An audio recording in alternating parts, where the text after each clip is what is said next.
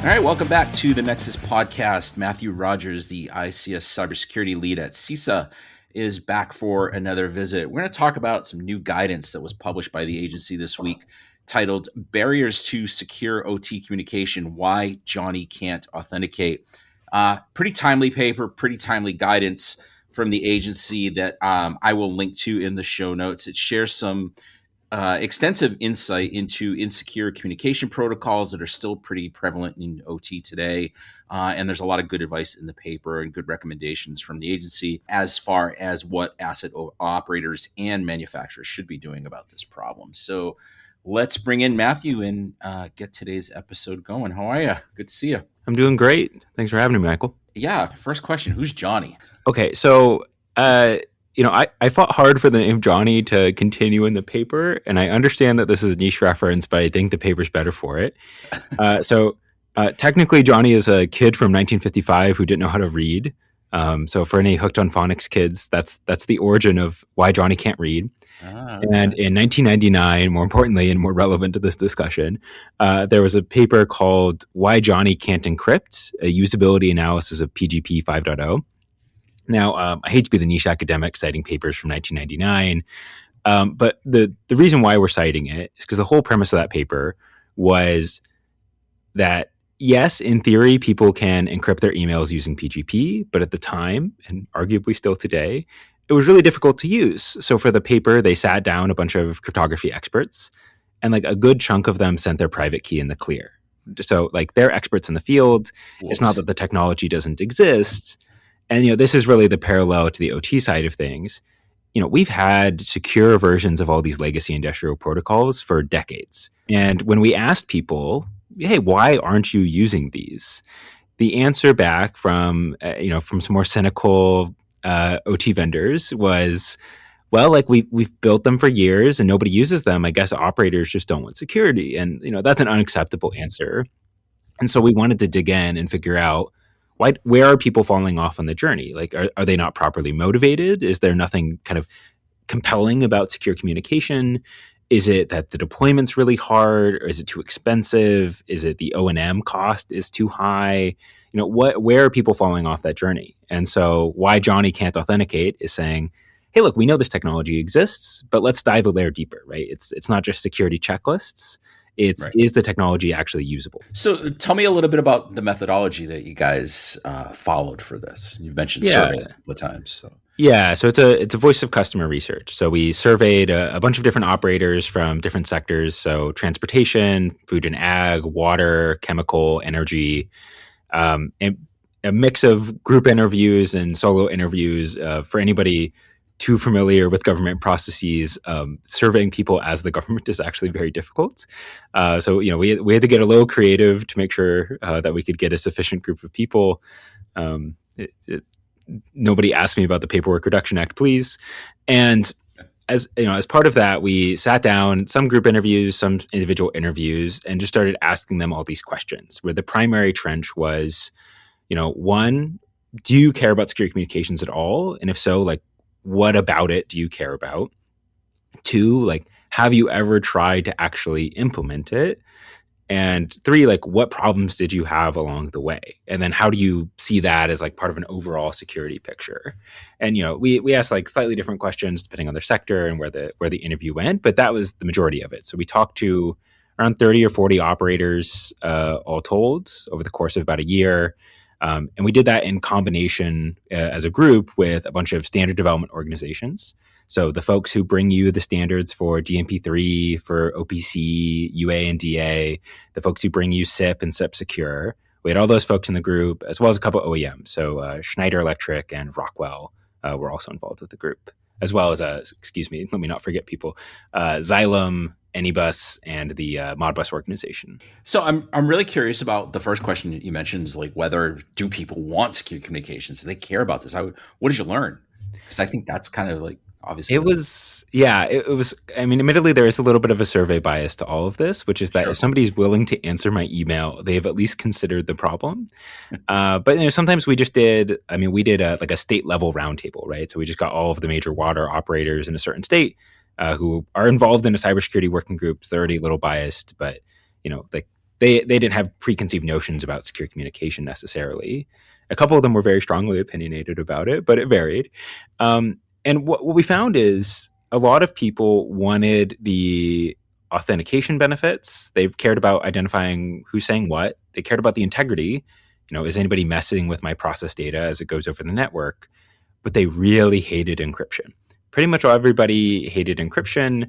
It varies in where you're at. It's a lot of this ends up coming down to in the paper is that as a rule of thumb in the OT security space, encryption is a bad word.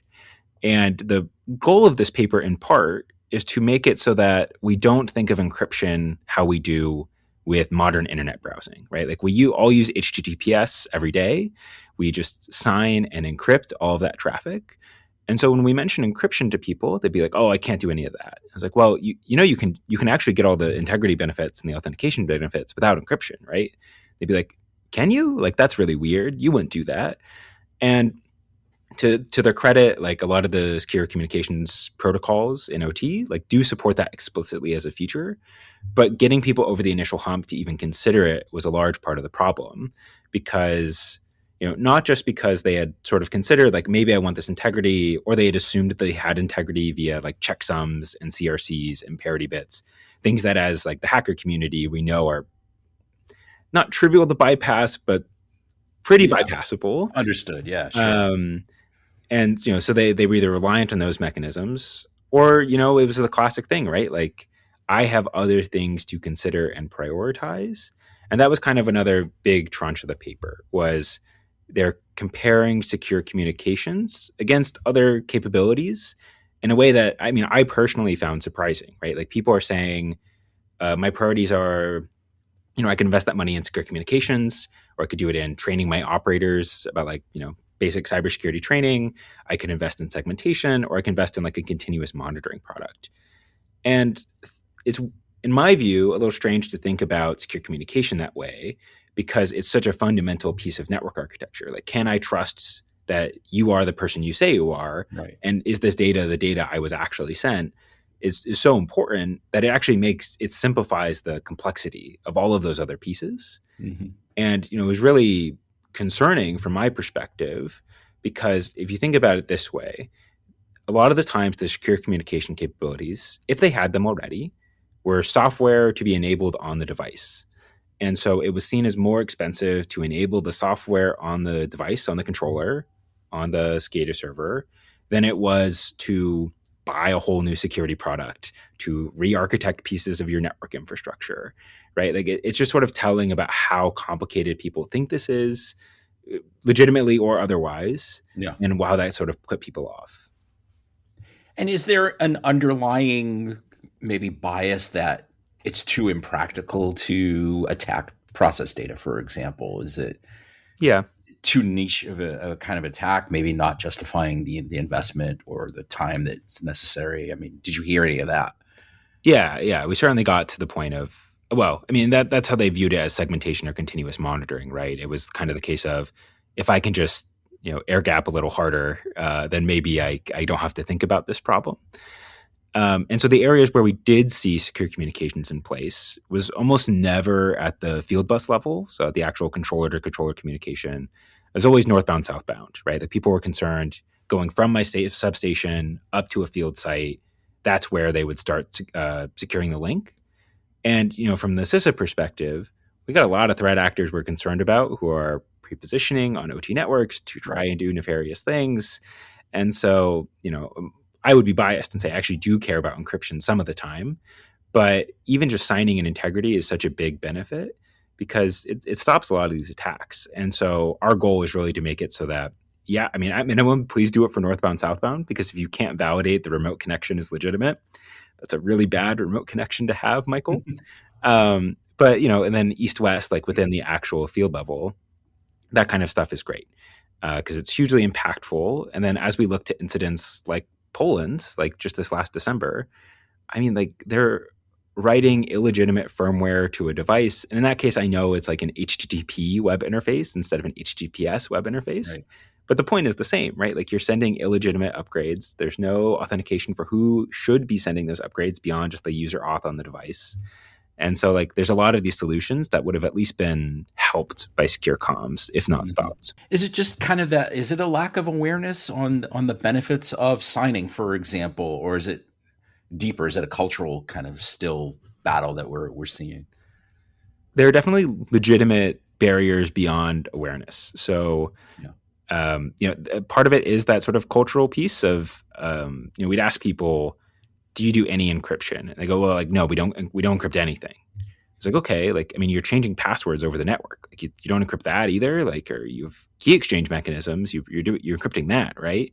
Like if they said that they were only signing. And so some of this is just encryption became a dirty word, and we need to be a little bit more nuanced about how we think about this as a problem. But there were a ton of people who gave us very real circumstances for trying to implement it. Like they got beyond the initial motivation and they tried to deploy this stuff successfully or unsuccessfully, and then ran into a bunch of problems. One example would be some of this is like cost, right? So we had one water operator who told us that trying to replace their equipment, just the comms card, cost more than the actual component itself. So they were being quoted around like $4,000 per device, spread that over about 100 devices. Right. And now we're talking like an absurd amount of money just to do secure comms. And so of course, like spending tens of thousands of dollars on a continuous monitoring product versus hundreds of thousands of dollars to enable what we all think of as a very basic capability. Of course, that's how they're going to think, right? And this gets to the secure by design of it all. We really need these capabilities to be more ubiquitous, and that's why a lot of the paper focuses on secure by default. Because if it's not ubiquitous and it's seen as a premium, that allows these sorts of pricing models to occur. And so we need more people asking for it. We need more conversations that allow this to be something that is more used. And then on the other side of that, right, like that's the procurement angle. We'd see, some other stuff there. Like we had a food and ag person who to enable the software on the device, like it was included. Like they had the software to enable it. They were basically charged $2,000 per server, and you would need many servers. Like these business models were just actively designed to deter you from turning on the security. And it just wasn't great. Like there was a lot of incentives for people to just not do what we would do the right thing, particularly because, I mean, they might think to themselves, and as we saw, right, like they would consider segmentation and trying to, air gap these systems as a better use of money. And when you're staring down $2,000 per component, I can't really blame them for thinking that way. And so like in order to actually move the needle in this space, like the core premise is like, one, from a cost perspective, this needs to be better, and that requires more adoption from the OEM side. But the only way to actually have a virtuous cycle of adoption is that when people do implement it, that this stuff is seen as usable. And that's where we get into the OEM space, where basically every operator we spoke to, particularly the smaller ones, but they said that they needed third-party assistance to actually deploy this stuff. They would bring up PKI every time. They talk about how complex it is for them to deploy it, but also to maintain it.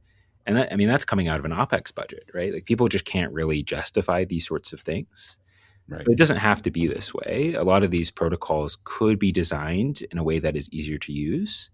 And to the point of that, like the group actually spent like our first 6 months as a group with all those standards development organizations and OEMs.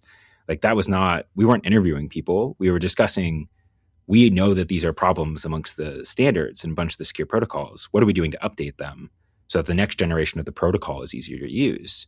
And so like that work is already ongoing, and that's great. But in order to make this a more virtuous cycle that works continuously, like it requires strong partnerships between the asset owners, the integrators, the operators, and the standards development organizations to actually drive this down so that it just gets easier and easier to use. Otherwise, it's always going to be a premium feature.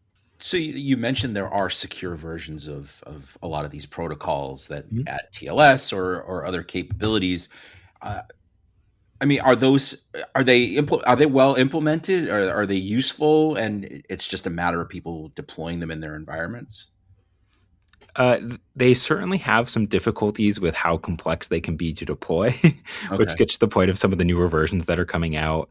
DNP actually has a talk at S4 this year from Andrew West, who was part of our group, who was talking about some of the work that they're doing to make the key provisioning process way easier for operators to do.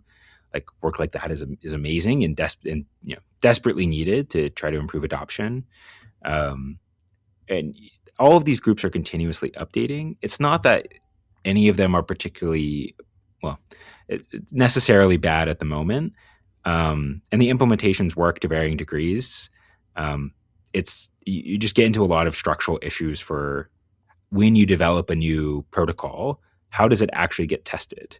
So we address this in the report a little bit as like a bit of a chicken and egg problem, which is if you are trying to sell a new secure protocol and there isn't a lot of customer demand for that secure protocol, well, then you get into the issue where if you don't, as a standard development organization, if you don't have a server to test against, no company is going to start selling clients that interact with that server. And then it goes vice versa. If there are no clients to interact with, then no operator is going to buy it, which means that the server isn't going to get built because there's no demand. And so you end up needing somebody to try and like kick the can a little bit to actually make sure that any of this is implementable. And that's how, some of these projects have ended up in a scenario where they're less than ideal in terms of usability.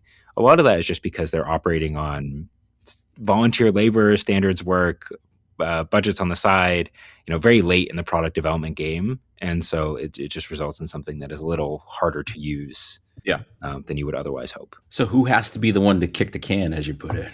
Well, hopefully, CISA is trying to help a little bit with doing this sort of research to help people understand. Because what we don't want is more people going out and saying these sorts of things like, oh, I guess operators just don't really care about this. Like operators expressed a pretty strong interest in integrity and authentication in our viewpoints, but they had been burnt over and over again. And every time they're burnt, that just means that they're telling all their friends, hey, don't do this. It's not worth doing. And some of those examples for being burnt are, one water operator bought a company doing PKI solutions for their field bus network. And they went out of business and they were using a proprietary protocol.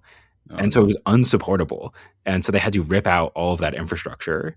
And that happens and it's a real feel bad. But it goes to the point of like why we promote open standards.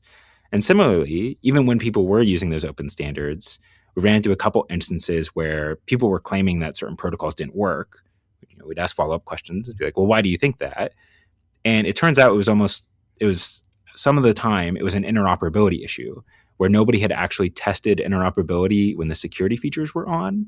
And so like it just broke at that end. And at that point, they blamed the protocol. They didn't correctly blame the vendor. And so we get into these problems where there isn't a clear incentive structure for certain groups to fix the problem, but it causes like a wider dampening effect on the security community because people now think these things don't work. So is it too big of a hill to climb to get to the point where open standards kind of dominate? Are these proprietary protocols just too entrenched? I don't think so. I mean, DNP3 is one of the biggest ones. It's used in 95% of the North American grid. And they're trying, right? I mean, there are people who use the secure version of DNP3, so DNP3 SAV2 or SAV5, and they have a new version coming out soon. Or similarly, going from OPC-DA to OPC-UA, or if you're like more of a Rockwell shop, probably going from SIP to SIP security. People do adopt it, and there's been a lot of work. I mean, you can see this in like S4 talks and other things to try and make these platforms easier to use, to improve adoption. The point of the paper is really just trying to say, like, yes, all of these things can work, but if we get more ecosystem involvement to try and drive out the question of like, is it usable, then we can get beyond this initial work and hopefully give all these people who are already doing great work and pushing these standards and including all these security features a little bit more traction within their organizations to make these things more usable, do their own voice of customer research, or, more realistically, like track metrics, right? So, one of the metrics we point to in the paper as an example, how long does it take to deploy a site with the secure version of DNP3 enabled versus just using plain old DNP3?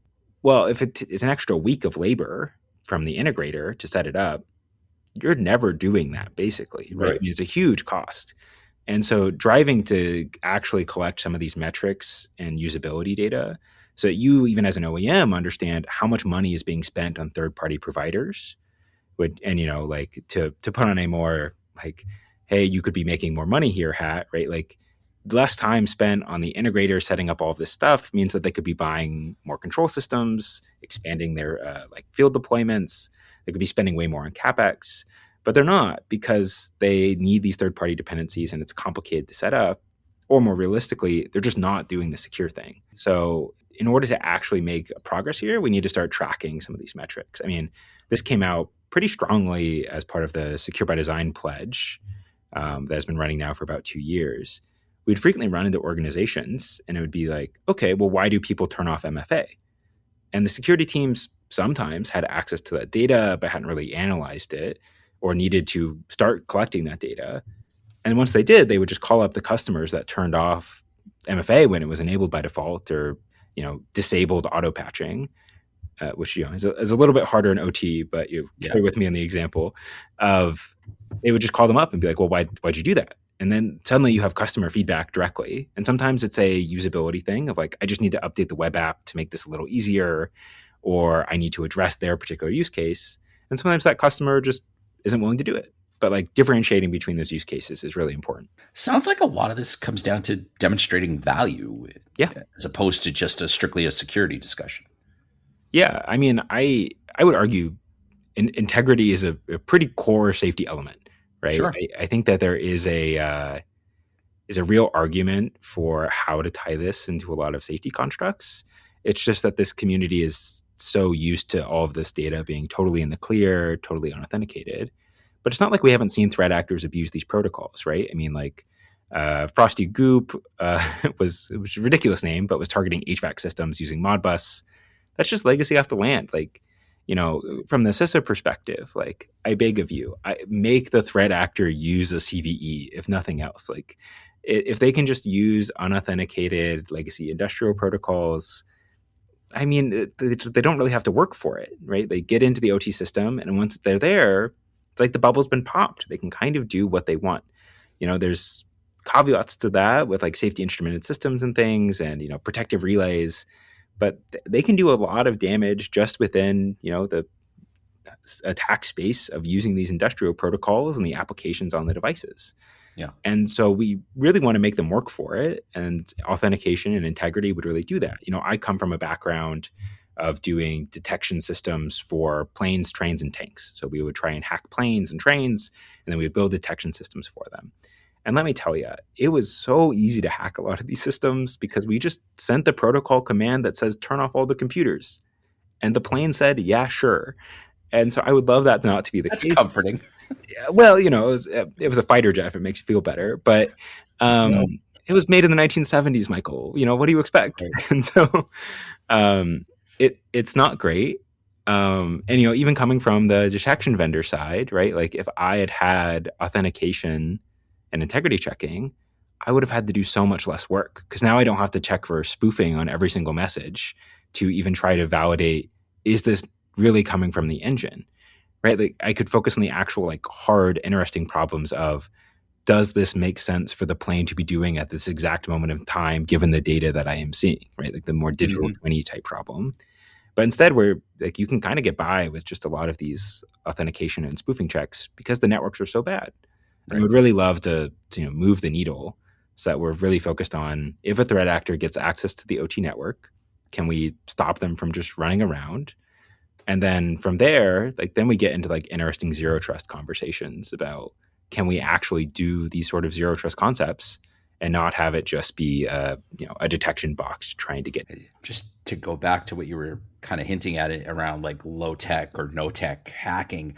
I mean, even a step beyond that, it above that, it's just like so easy to enumerate these devices and find them, and then you can hit a bunch at scale if you need to, of just devices rather than companies. Yeah, for sure. It's a frustrating problem for sure. And I mean that's really the motivation for this paper is, we keep seeing it. There really isn't much movement in industry, as the note we got in Dale's newsletter as of this recording, right? Like this has been a known problem for 2 decades, if not longer. And we really just wanted to drive the problem to, we can't blame operators for not asking for it.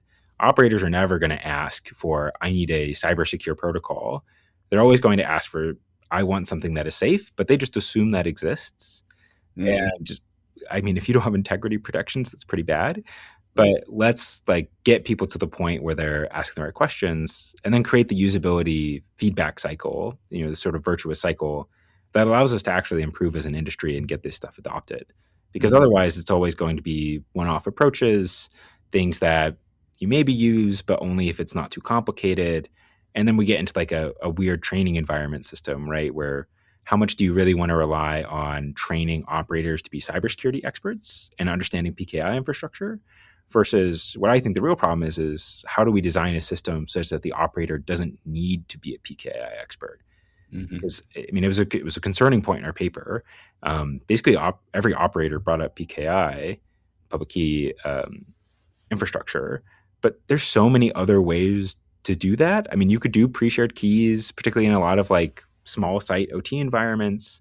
And we NSA is listed in the acknowledgements. We shared it with a couple other partners just to make sure that we weren't saying anything crazy from a cryptography perspective. When I'm in the paper saying you can just sign only and maybe don't drop things for a while, making sure that nobody was screaming at me from the you really shouldn't do this perspective. It's not a best practice, but compared to where we're at, I would take that. And the original crypto nerds would let you know. Yeah, they would let big me know. hurry. So yeah, they absolutely would. Let me tell you. So, but when we were talking to them, they were like, "Why is there so much focus on PKI in this paper?" And I was like, "Well, like we didn't even bring PKI up. All of the operators did. They proactively mentioned it as the thing that they found confusing and difficult to use and difficult to maintain."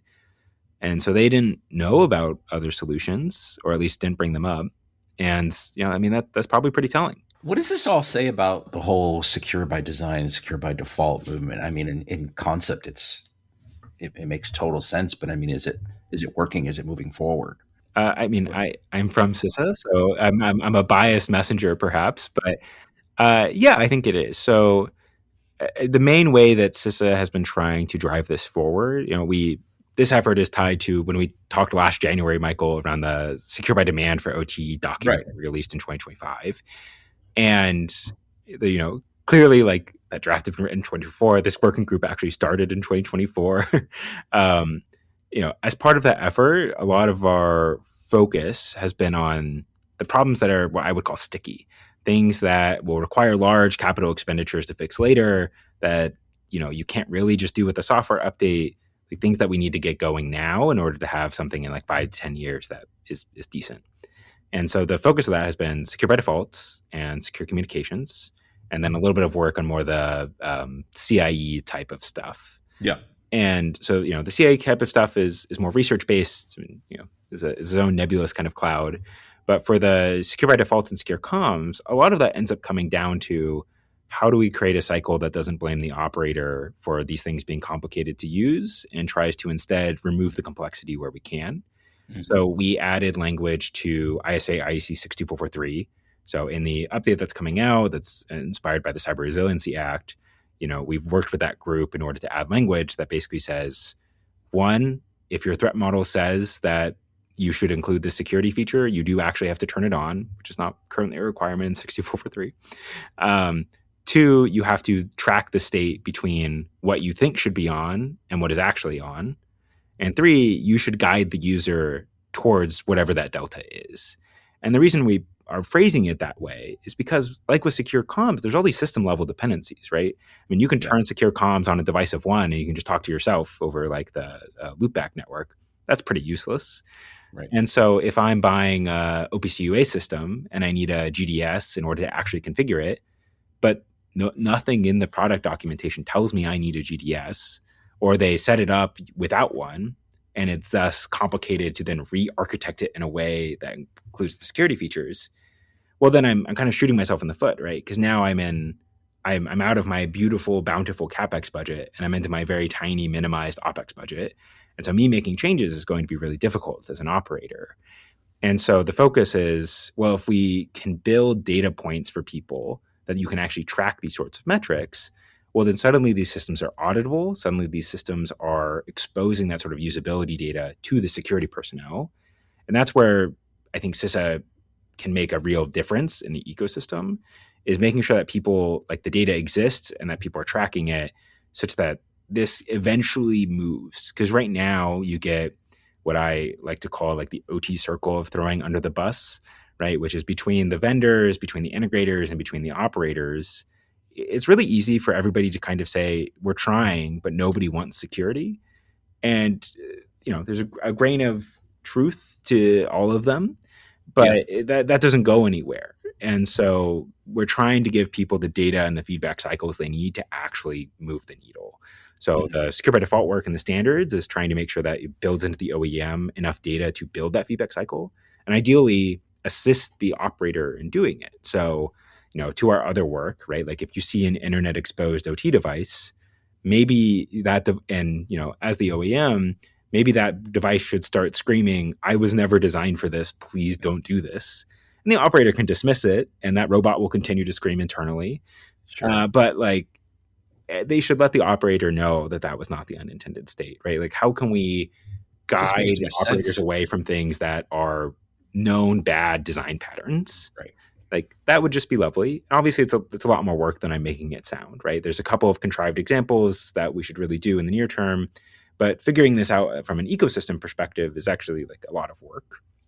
And then which gets to kind of the OT Johnny paper of it all, which, with this paper, Why Johnny Can't Authenticate, this is really just trying to go a step further and say, okay, but we've interviewed the operators and we've seen operator demand. What does it actually look like from a suggestions perspective for just secure comms? For how do we increase the usability of this thing?